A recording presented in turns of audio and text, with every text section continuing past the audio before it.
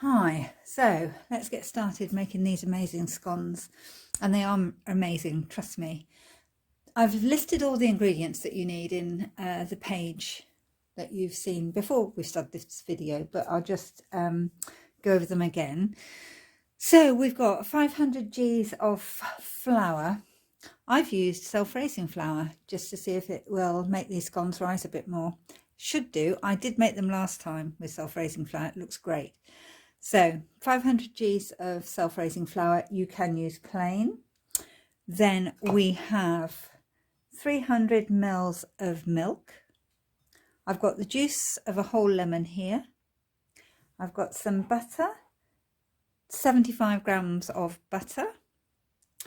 I've got on this plate, we have 1 teaspoon of salt, 2 teaspoons of bicarbonate of soda, and 4.5 teaspoons of cream of tartar. I have to look at my recipe notes because I can't keep all this in my head. Anyway, so 4.5 of cream of tartar, 2 of bicarb, and 1 of salt. And then I'm going to make these into fruit scones. So I've got a few, I think this was about 75 G's of dried fruit here. And you can see I've chopped up some I've chopped up some apricots as well. So you could use any dried fruit. You could use mango, you could use dried prunes, you could use dates, you could use anything, or you don't have to use dried fruit at all. So that's that. And then the last thing I've got here is an egg. This isn't going to go in the mixture. This is just going to be an egg wash, they call it, which we put on top of the scones, and it makes them look nice and golden brown. So I think that's all the ingredients. What you will have noticed is that there's no sugar in this. If you wanted really sweet scones, a tablespoon of sugar added to this would be fine. But because of all the fruit that I'm going to put in this, then I'm not going to put any sugar in.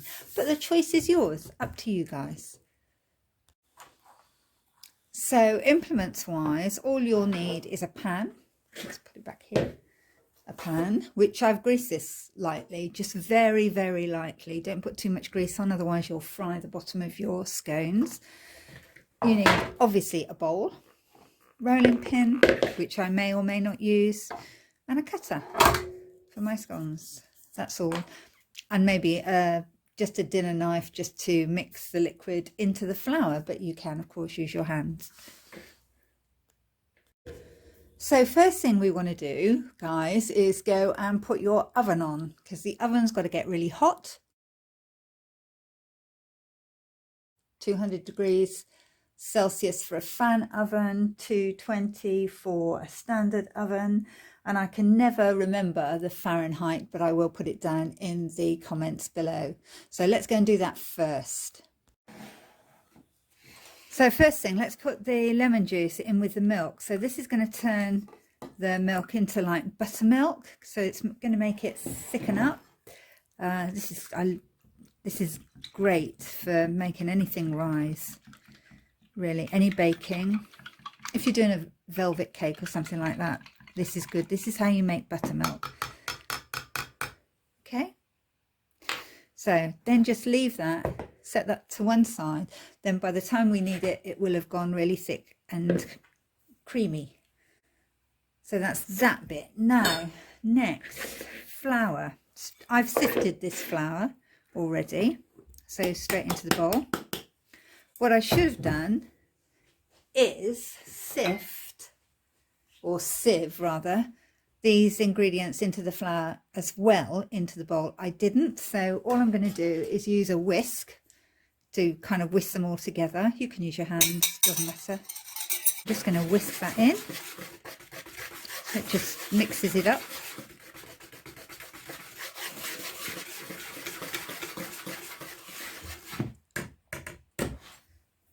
That's that bit. Next, in goes the sugar, and mine's quite cold, which is what you want really. And then all it is a matter of getting this. It isn't sugar, it's butter.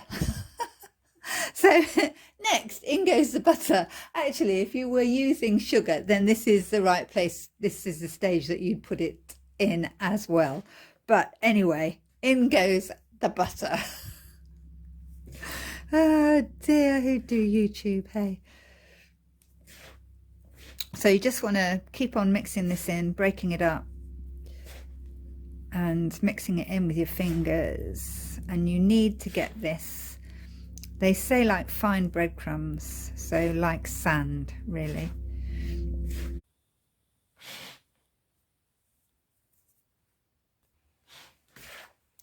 So this bit does take a while. We're getting there, but see, so I've still got lumps of butter like this. So you just want to try and get that all incorporated into the flour.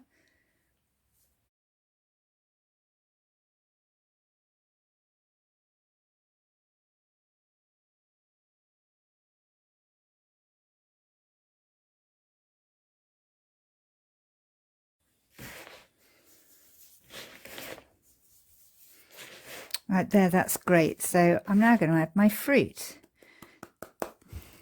Now, oftentimes you'll find with dried fruit, particularly raisins or currants or something like that, that they all kind of stick together a bit.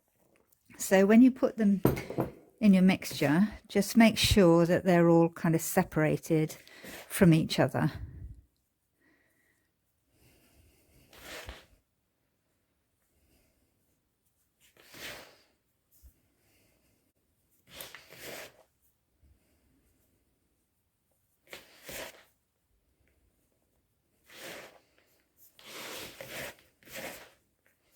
Just try and get them all mixed up in with your flour.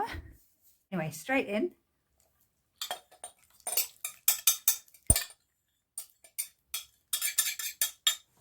And then just mix it up.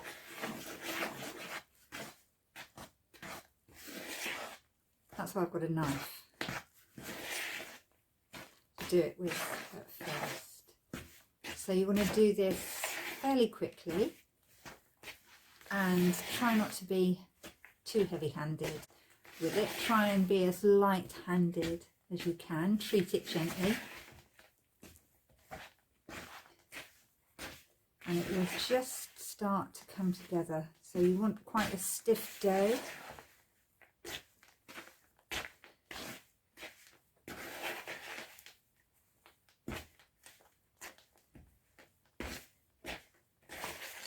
And you get it to that point, and I have to use my hands.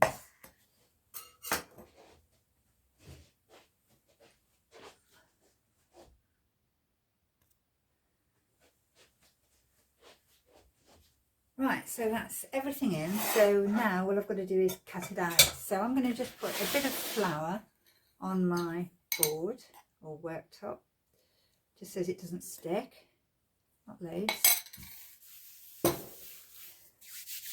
And my rolling pin, just a bit. I might not use that actually, I might just pat it out with my hands, but we'll see. And then all you do is finish bringing this together with my hands.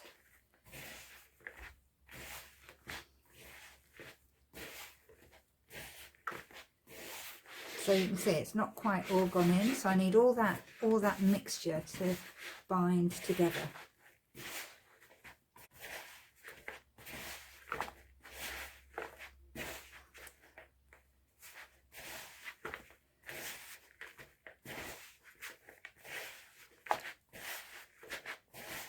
I'm just trying not to squeeze it too hard. Anyway, bear with me, folks, bear with me.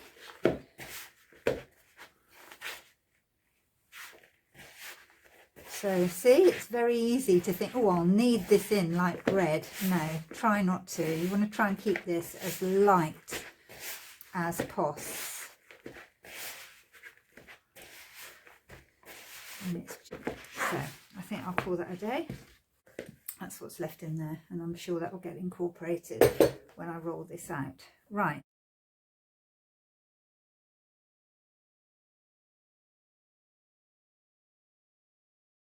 Now you could just pat this down with your hands. It doesn't need to be smooth on the top at all. So it's not like pastry, it's scone. Now I do mine quite thick because I like quite a deep scone. So I would say that's a good inch thick. So what's that, 5 centimeters? Maybe not quite that much. I don't know if you can see. Let me see if I can pick it up. That's how thick it is. Then where's the cutter? You just cut it out. So I would just put a bit of, rub my cutter into some flour just so it doesn't stick too much, and then press it down. Swirl it around and then pop it on your tray. So I'll just put that there. You probably can't see, but there you go. Just pop it on your tray like that.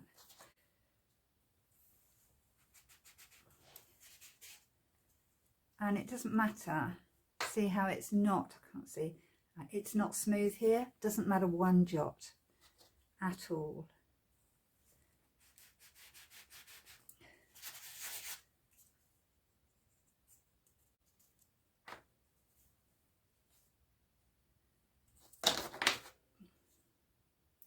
So you can make these smaller. Obviously this is quite a large cutter. So I've certainly got 6 of these which are quite big out. So I would think with those, so there's 6 in there. Doesn't matter that they're close together. They will spread, but if they stick to each other, that's fine. So then we'll just gather this up again as lightly as you can, re-roll it and cut out some more. I'll probably get 9, I would think, out of this, maybe.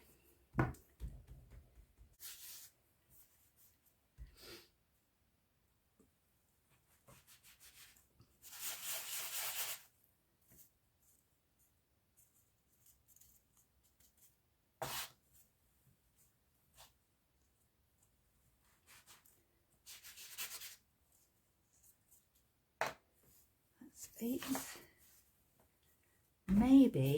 Maybe 10 if I'm lucky, but I wouldn't think so. Certainly 9.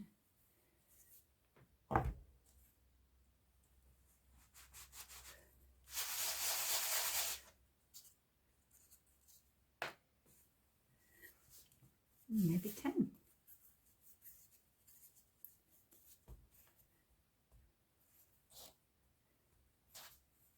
If I can get it into some kind of round shape-ish.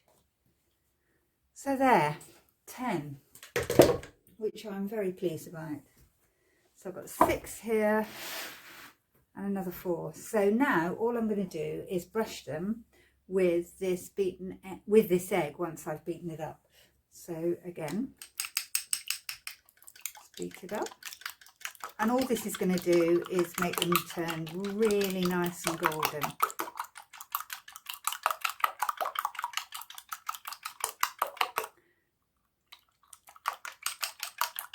Now, I'm going to go and get a pastry brush in a minute to do it with, but if you haven't, just 2 fingers, just over the top, gently wipe the glaze over the top of your scone. See, so you don't have to have a pastry brush, you can just do it with your fingers.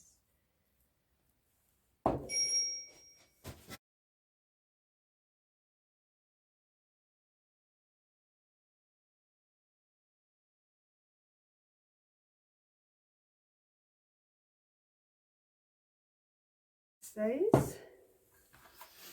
And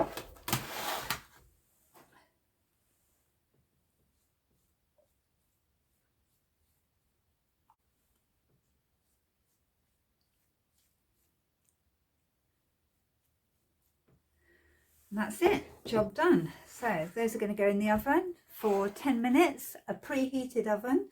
So hopefully you've done that already. And I'll be back then once they're baked. So they've just come out the oven, 10 minutes, pop them onto a cooling tray, see, nice underneath, not too brown. These are just nice and golden. So these were about 11 minutes, I guess, in the oven. They could have stayed in for another minute or two, but these are fine. There you go. Nice golden scones, ready for some jam, some butter, some cream. Anyway guys, hope you've enjoyed this video and you found it helpful. Thanks so much for watching.